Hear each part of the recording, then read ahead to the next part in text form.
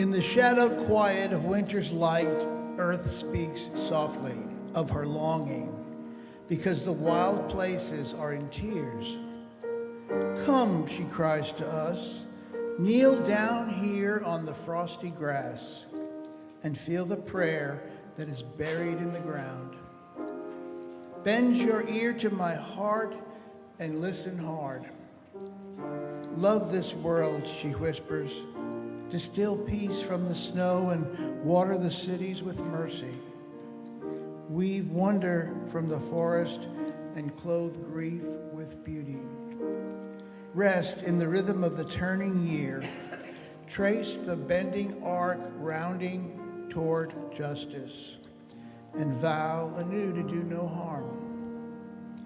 The winter trees stand watch haloed in the last gleams of the slanting sun. Glory sings here, heavens echo the call, repeat the sounding joy. Make your life an answer, bow, praise, and rise, as you are willing and able.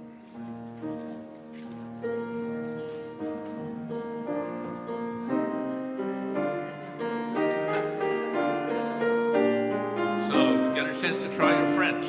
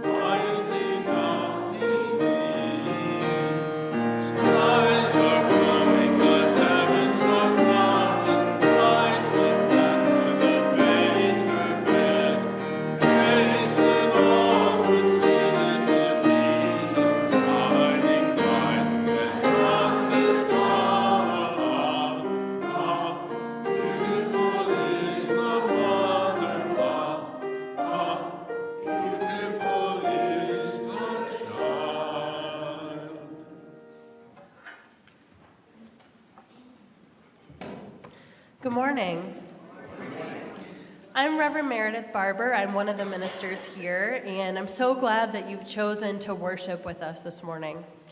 I have a few announcements. First, our middle hour programs for this week. We'll have the parenting support for tumultuous times in room 5. In room 6, we'll have the minister meet and greet. I'll just spoil and say it will be me. And in room 1, we'll have the social justice sub-team on climate. Special guest Johnny Parker will be talking about microplastics. So I'd like to also invite Nathan up for 2 special Christmas announcements. So I'm actually going to deprioritize all of you just for a second. So this is just online, folks, right now. There's about a 10-second delay. If you want to record yourself being Caesar, sorry everyone, for the pageant in 2 weeks, please type into the chat now, like right now. If it's recorded, no good. Marla, who's monitoring chat, is going to text me if you say yes. Well, I do this other announcement. If I don't hear from Marla, I'm going to ask one of you. We have a scavenger hunt for you. This is not a very interesting scavenger hunt, but it'll be useful.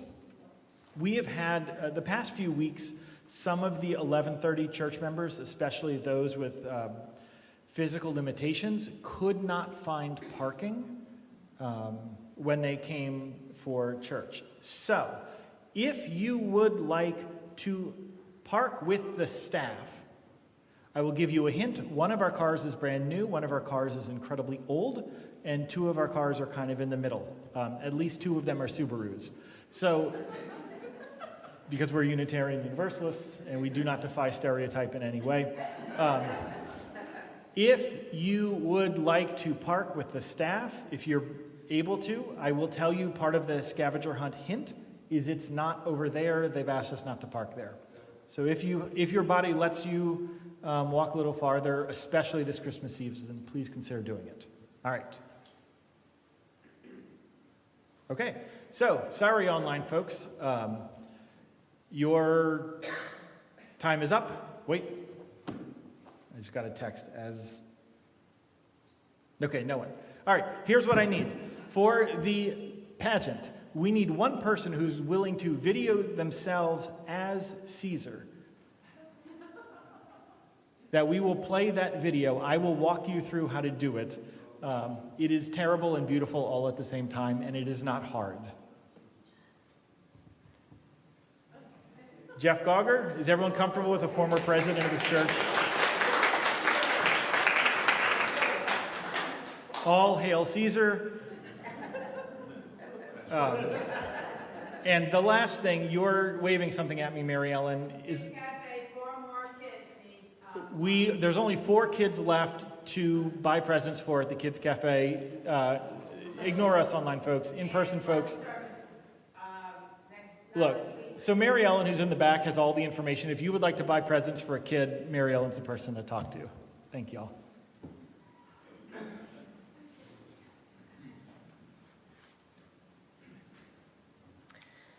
This morning we'll light 2 candles on our Advent wreath.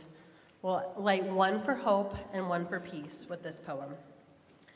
Go slow if you can, slower, more slowly still. Friendly, dark, or fearsome, this is no place to break your neck by rushing, by running, by crashing into what you cannot see. Then again, it is true, different darks have different tasks, and if you have arrived here unawares, if you have come in peril or in pain, this might be no place you should dawdle. I do not know what these shadows ask of you, what they may hold that means you good or ill. It is not for me to reckon whether you should linger or you should leave. But this is what I can ask for you, that in the darkness there be a blessing, that in the shadows there be a welcome, that in the night you be encompassed by the love that knows your name. I invite you to join me now in a time of prayer. Loving God, Spirit of life, mystery in which we live and move and have our being, draw near to us this morning and hear our prayers. We give thanks this morning for the chance to be together. It is the second Sunday of Advent, and we are seeking peace today in a world that seems anything but peaceful. For all those that are here this morning with fresh grief in the midst of loss, you are seen and known here. For all those who are quietly hopeful, joyful, anticipating all that this season may bring, you are seen and known here too. We need your vitality. May everyone here among us know that this world is a better place because you are here. You matter and you are loved. For these and all the things known only in the quiet of our hearts, we pray. May it be so. Amen. This morning we have a lot of cards to sign.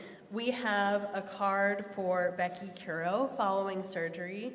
She's doing really well, but we'd love to send her healing wishes. We also have a card this morning for Ed Benoit following the death of his mother, Patricia Ann Strobel Burney. We send Ed and his family our love and sympathy. We also have a card today for Margaret Hennessy. We're sending her well wishes and thinking of her. And I'd like to invite you to two memorial services that are coming up. First, Lang Baker's memorial service will be held here on December 13th at 10 o'clock. And Bliss Higgins's memorial service will be held here on January 9th at 10 o'clock. In a moment, I'll invite all who wish to come forward and to place a stone in the chalice. The stone can represent anything you're carrying today that you'd like to lay down in the warmth of this community. Please come forward along the east and west walls as you wish.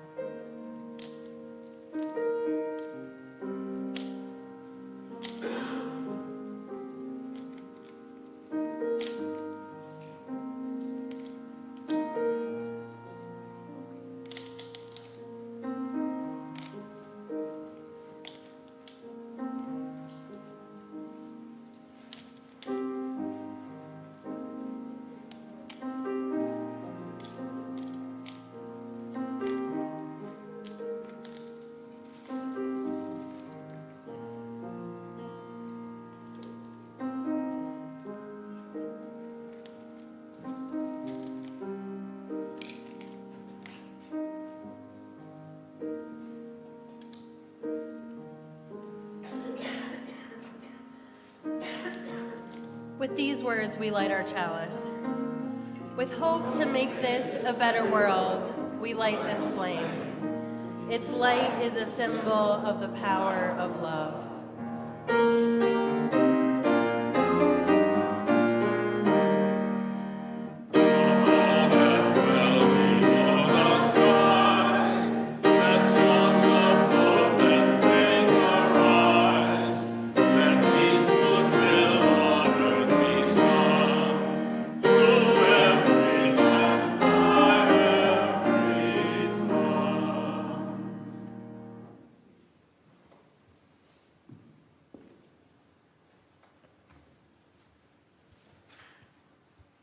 The lesson this morning is a storybook by a woman named Laurie Britton, gracefully and gratefully adapted for our setting.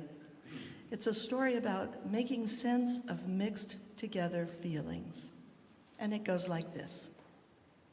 Sometimes I just feel happy.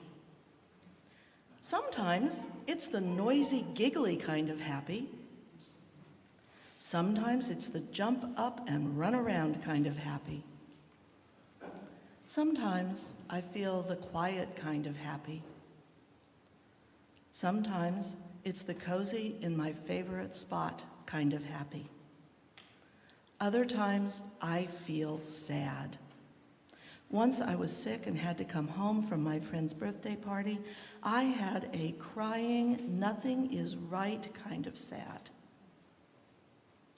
The day our neighbors moved away, I didn't smile for a whole day and most of the next day. Lots of times, I have more than one feeling inside of me. Like when my favorite adult picks me up from school, I am happy to see them, but I am sad to leave my friends. I'm happy, sad together. Sometimes I feel nervous and excited at the same time. I was nervous for 2 whole days before my first sleepover. But I was excited because my friends told me how much fun it was going to be. When my friends wouldn't play with me, I was sad because they weren't being nice to me. And I was mad they wouldn't let me play. I had big feelings when our new baby was born. I was proud to be the big brother, but I was jealous of all of the attention he was getting. That was really confusing. When I have more than one feeling inside of me, I don't have to choose just one. I know all of my feelings are okay at the same time. If I want to, I can tell somebody about my feelings, an adult or my friend. Sometimes I don't even need to talk. I just want to be with someone else. Sometimes I like to pretend my animals have the same feelings I do. Sometimes I like to dance and swirl around just like my feelings inside of me. I make up my own words for my feelings sometimes. If I'm sad and mad together, I can say I'm smad. If I'm feeling shy and happy, I'm shappy. I can make up lots of pretend feeling words. And when I'm older, sometimes I'll still have different things mixed up inside of me. And do you know what? That's going to be okay too.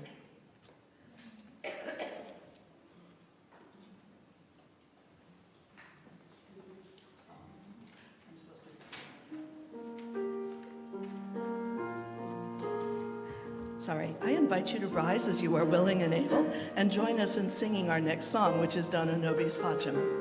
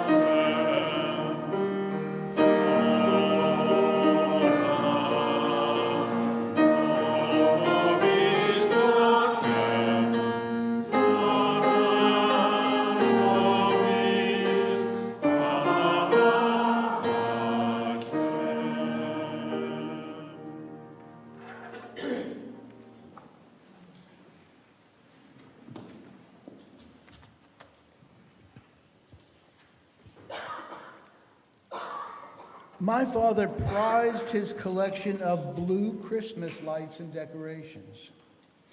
It was a peculiar fancy of his, part rebellion against tradition, a sort of festive statement that my mother ruefully tolerated. Unlike every other house on the block, most of which were covered with twinkling colored lights, on our house we were covered in blue Christmas lights. On our door hung a flocked wreath with blue Christmas balls and silver ribbons. One cold night, just a few days before Christmas, I stayed outside with Dad as he finished putting up the lights. Night enveloped us as he draped the final strings over the eaves, the brittle blue looking like little tiny icicles in the moonlight. "Daddy," I asked, "why are our lights blue?" It started to snow very lightly. He took my hand. "Because it's peaceful," he said, "and it looks pretty when it snows." We stood in silence. He was right.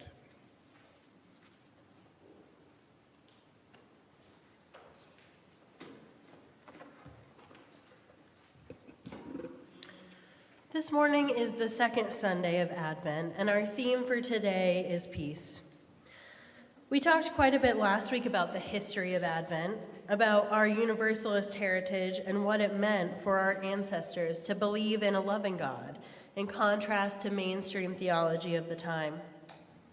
For folks that may have missed it or might need to hear it again, Advent is a liturgical season that comes out of the Christian tradition, that focuses on anticipation and arrival. Christians are awaiting the arrival of Christ during this season. But where does that leave us as Unitarian Universalists who might be in very different places as far as what we believe? My personal entry point into Advent has been thinking about the coming of a new way of being, one that prioritizes love and justice and the actual teachings of Jesus as the thing that we await this time of year. I invite us to zoom out a little bit and maybe let go of literal belief in the story of Jesus' birth, and instead to think of it, as we talked about last week, as power coming to earth in the form of a newborn baby, in the form of one of the most vulnerable forms of life that needs us in order to survive. The story is a reminder that we need each other, that we take care of each other. Hope can lead to peace, as we said last week. Each theme leads to the next in Advent. But peace may sneakily be the most challenging week of Advent in this season of hurry. It's an interesting time to be preaching peace. As Unitarian Universalists, our justice-seeking heritage will always call us to create a world that looks different from the one that we're living in. But anxiety in the world around us is rising. And in some ways, rise it should. There's nothing worse than being told, don't worry, everything will work out. Because it leaves you thinking, are we living in the same world? Presbyterian minister turned writer Frederick Buechner wrote in his book Beyond Words, peace has come to mean the time when there aren't any wars, or even when there aren't any major wars. Beggars can't be choosers. We'd most of us settle for that.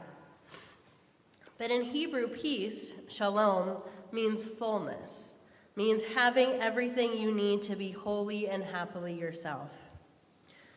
What Buechner doesn't expressly say, that I will fill in, is that peace doesn't mean that everything is the way we want it, that we ignore the pains of the world, or that we've insulated ourselves against worry.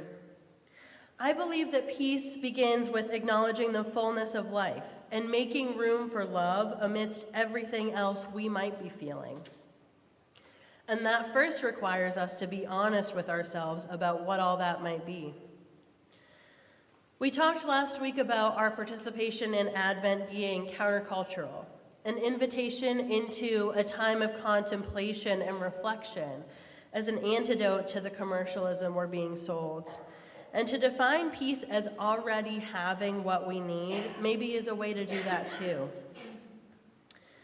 This time of year, when it seems like the world is telling us to be happy, a lot of us are in some kind of pain in one way or another. Maybe our families don't look the way we wish they did. Maybe we are struggling deeply with depression or anxiety. Maybe the child we have hoped for hasn't come. Maybe we are caregiving, struggling with illness, burnt out in some way, and it doesn't feel like Christmas in our hearts. We aren't really ready. We feel like we don't have what we need because we are in pain, and there are people missing from our tables. We don't have everything we need to be peaceful because we don't have our people back. We feel like Christmas can't come again because it isn't Christmas in our hearts. Maybe on some level we think that if we can't be completely joyful or completely happy, that we don't deserve to celebrate. We probably wouldn't admit that out loud, but maybe some of us feel like that. The truth is that Christmas comes each year to those who need to hear a story of improbable goodness, and those who are grieving need the story maybe most of all.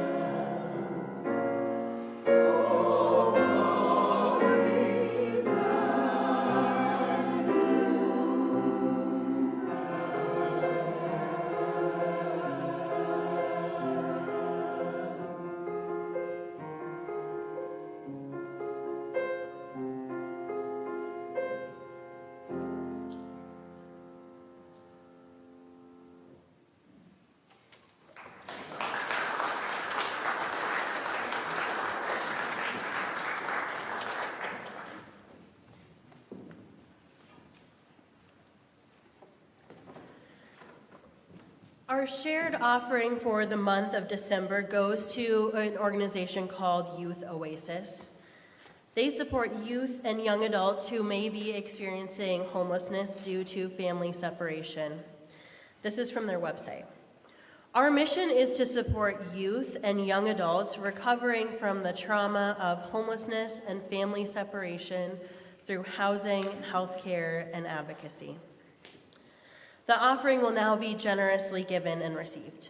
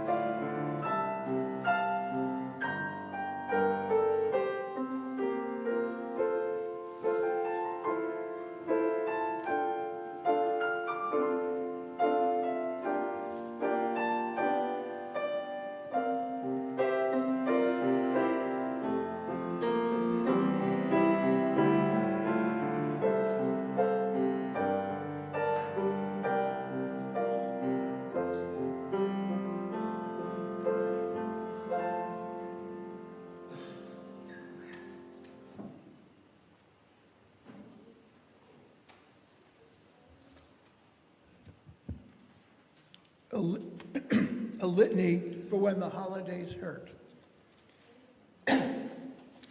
We come while much of the world dances in seasonal joy. We come while much of the world is alight with color and music and celebration. We acknowledge the holidays can hurt. We come with heavy hearts. We come with worry and weariness, with sorrow and sadness. We come for many reasons, some perhaps known only to ourselves. We come mourning the loss of our loved one. Some of us come mourning the loss of our health, or concerned about the health of a family member or a friend. We might come mourning the loss of a job, an opportunity, or a dream. Perhaps our sense of self, certainty, or balance has been altered. Some of us come because the heavy cloud of depression has enveloped us. We acknowledge that the holidays can hurt. We come mourning the loss of joy and peace.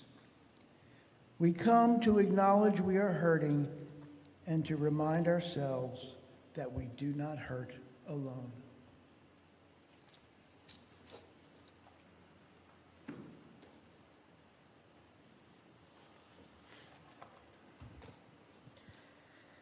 The thing about life is that we are always trying to take control of things that we really don't have much control over. It's the never-ending lesson, one that I am still learning and that I have to learn over and over again. I heard someone say once that the distance between expectations and reality is feelings, and how true that can be this time of year. The holidays, a time we've convinced ourselves are supposed to be filled with joy and gatherings with family and friends and warmth and food, and somehow are still magically stress-free, or actually anything but. There is so much anxiety and really pressure this time of year for so many of us. The gifts and the decorating and the cooking and coordinating schedules for all the extra holiday events, it's a lot for anyone to do. And I'll add that the mental load of all of this often falls on women. Family dynamics can be incredibly challenging, especially as the past few years in a lot of ways have highlighted differences in a way that's almost impossible to ignore. And grief can hit us hard this time of year in ways when we least expect it. For those of us who have lost someone, whether it's fresh or many years in the past, those old hurts come to the surface again. Our familiar traditions are harder to take part in when we're missing people at our tables. It can be really, really hard. And our brains focus so much more on everything that is not done than what is done. We focused on what is unfinished. That's part of how we survive. But grief is something that will never really feel finished. It's an ongoing indicator of our love for those we have lost. In the words of Terry Tempest Williams, grief dares us to love once more. The message of Christmas comes to all of us, grieving or not, happy or not, ready or not, no matter what. Even if we can't feel it in our own hearts, it comes. And in that way, we have the chance each year to start again. I know you all know this, but I'll say it anyway. There's no such thing as a perfect present, a perfect family, a perfect way to celebrate, or a perfect life. Instead, what I think we're really wondering with our worry over the presents and the decorations and all the rest of it is, will I be enough? Will my gift be enough to show my family member that I love them, that I was always listening, even when it didn't seem like it? Will my kids remember the holidays this year when they're grown-ups? Will they remember how much I tried to make it special? Will I be able to make my grandmother's cookie recipe just the way she used to, because she's not here to do it anymore? Will we be able to get it just right?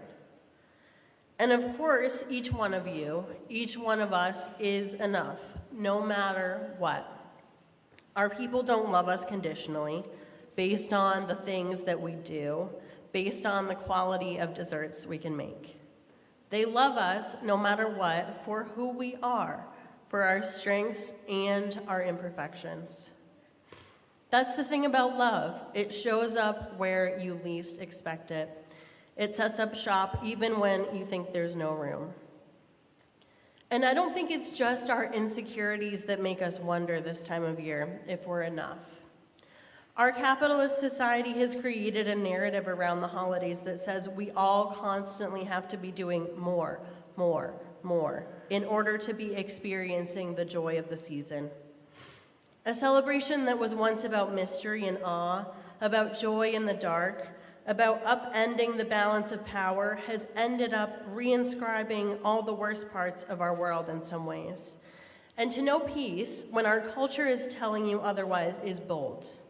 To know that your worth doesn't come from all you can produce is powerful. It is an act of resistance, and it begins with each of us. We try to make space for folks every year who are grieving in some way. And for some of us, this might be the first year without the person they're missing. Things are looking different now.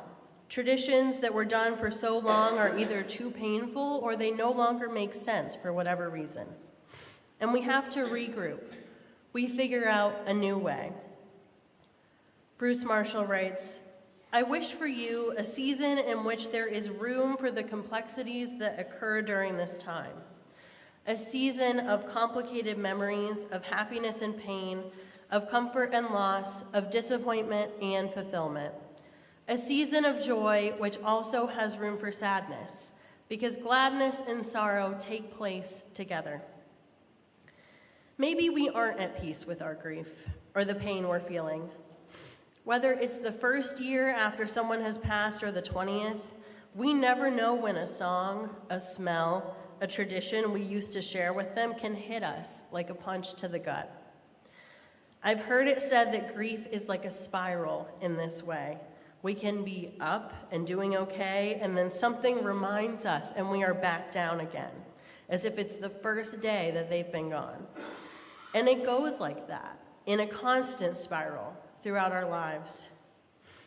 Francis Weller writes in his book, The Wild Edge of Sorrow, "My grief says that I dared to love, that I allowed another to enter the very core of my being and find a home in my heart. Grief is akin to praise. It is how the soul recounts the depth to which someone has touched our lives. There are some things that are so painful we can never really be at peace with. Some in this room have experienced losses so painful that I am in awe of you for simply surviving. We can never be okay with what has happened or with what we have lost. And so maybe instead, we are at peace with ourselves. We are at peace with ourselves wherever we are in our grief, whether it's fresh and raw and gaping or a dull, gentle ache. Or maybe both, depending on the day. Maybe we are at peace with having to leave town this time of year, with having to create new traditions, because it hurts too much to remember those who are missing from our old ones. Or maybe we are at peace with our need to keep things exactly as they used to be, as a way to honor those we miss. We cook their recipes and sing their songs and say their blessings to acknowledge that they are still around, but not in the way we wish they were. Just know that whatever is true for you, it's okay, and you are not alone. You are not on anyone's timeline. Here in this room, there are others also feeling like there are holes in their heart where their people used to be. Maybe we are grieving some past version of ourselves, selves who were healthy, selves who could do the things that we want to do. Maybe we're grieving for past versions of our lives. We try to make peace this morning with the fact that we can't go backwards, only forwards. This doesn't mean we have to be happy about it or even accept the way that things are. But we make peace with ourselves, however we are dealing with our grief at this moment. We make peace with where we are. We don't try to put on a happy face if it hurts. We don't try to pretend that we are okay. We don't have to do any of that here. We are at peace with the reality of grief, the reality that life is hard, that each year brings both joy and pain, and that to feel them both is to truly live. I invite us to remain seated and join in singing In the Bleak Midwinter.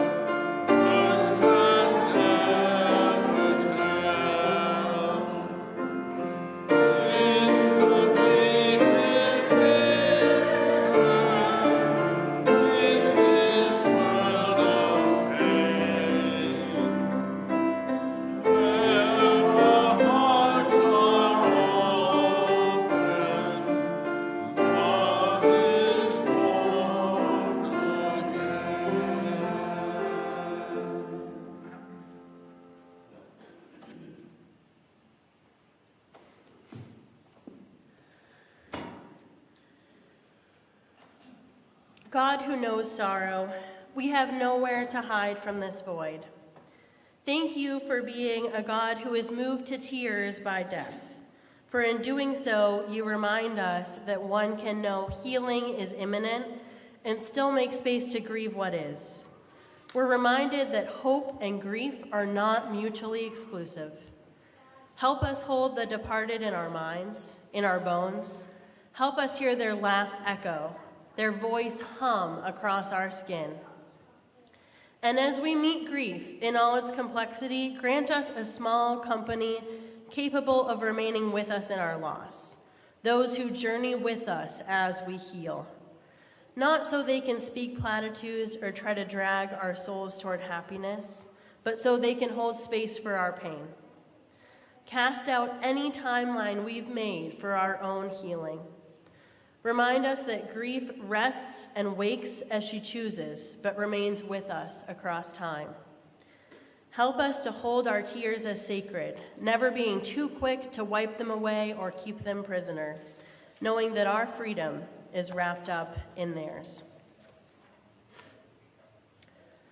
Peace is about constantly holding open a doorway, about paying attention, opening our eyes to what's right in front of us that we may have missed before. This is part of what it means to take a more spiritual approach to this time of year, to participate in the traditions or make some new ones because we really want to allow ourselves to feel authentic joy that doesn't have to do with things, to let go of perfection and our fears about whether we're enough. In the words of Mary Oliver, to make our hearts a doorway into which some other voice can speak. When I look back over my life so far and think of all the holidays, the ones I remember maybe most fondly are when things were a little bit chaotic, a little bit different than usual, when we were moving, or something was going wrong, when we had a family member in the hospital and Christmas was all about seeing them. And we made do with the way that things were. It doesn't mean that things were always all the way happy. We can hold multiple emotions at once. There was joy to be had in being together as a family, but also grief. And it was important to honor that pain, especially when we wish that things could have been different. One thing that helps me often is to zoom out and to look at the bigger picture. And I remember laughing at turkeys burned, rice pudding that didn't turn out. Every year my family says we're going to use gift tags and we never do, and someone opens the wrong thing. You know, it's more fun when things go wrong than when they go right. If we can laugh, if we can have a sense of humor, if we can let go of perfection. In his book on grief, Francis Weller writes, "There is an ancient relationship between grief and joy, sorrow and aliveness.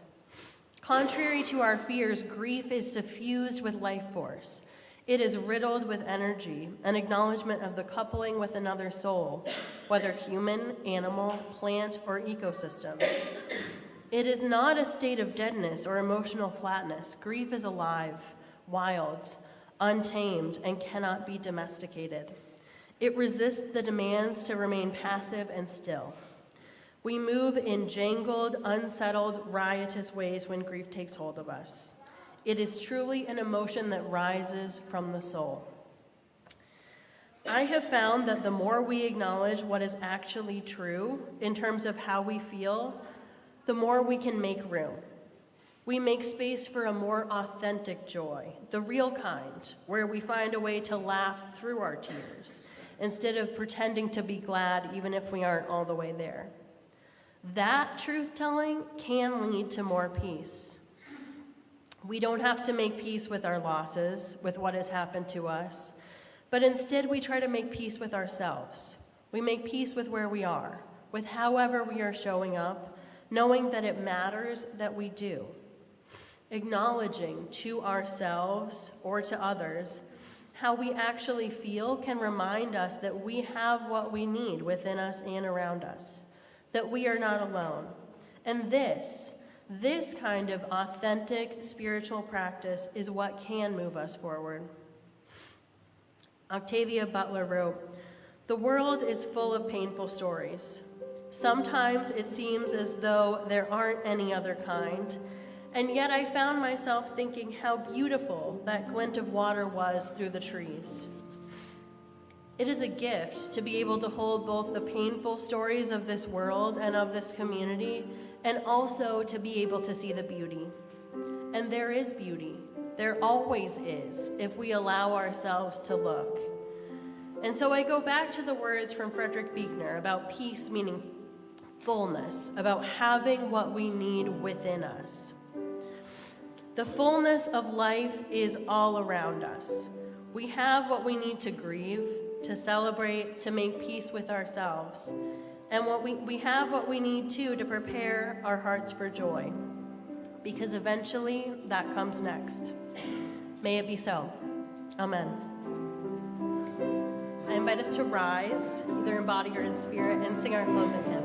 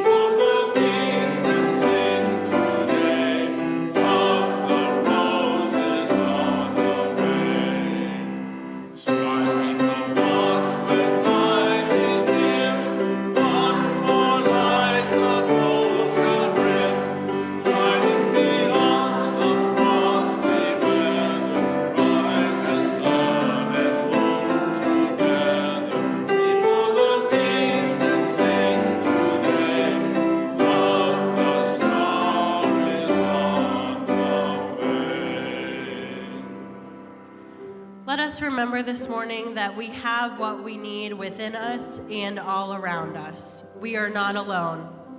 Go in peace.